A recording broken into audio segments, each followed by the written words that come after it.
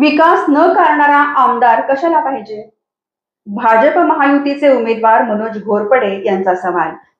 कराड उत्तर मध्ये चुरशीची लढत. कराड उत्तर मतदारसंघात बदलाचे वारं वेगाने वाहत आहे. जनता गेली कित्येक वर्ष ही संधी शोधत होती. आता ती वेळ आली आहे. विद्यमान आमदारांनी विकासापासून मतदारसंघ वंचित ठेवला. यांच्याकडे एखादा प्रश्न गेला तर माझ्या अखत्यारीत नाही, जा आंदोलन करा, मी आंदोलनाला भेट देतो अशी उत्तर देतात.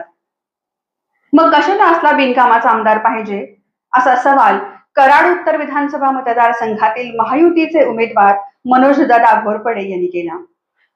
वाठार किरोली तालुका कोरेगाव इथं झालेल्या प्रचार रॅलीत ते बोलत होते. यावेळी भाजपचे जिल्हाध्यक्ष धैर्यशील दादा कदम, प्रदेश उपाध्यक्ष विक्रम पावसकर आदी मान्यवर उपस्थित होते.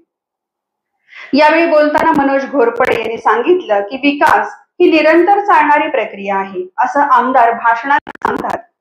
यांच्या या निरंतर प्रक्रियेनं 25 वर्षात साधा मूलभूत गरजा पूर्ण होऊ शकल्या नाहीत. यांनी केलेला विकास दुर्बीण घेऊन शोधावा लागतो.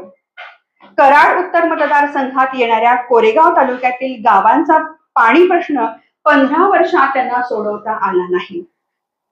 रस्ते, गटार, पिण्याचं पाणी यासारख्या मूलभूत प्रश्नांवरही काम झालेलं नाही. धैर्यशील कदम म्हणाले, लोक भाजप विधानसभा महायुतीच्या पाठीशी राहणार आहे हे आता निश्चित झालंय.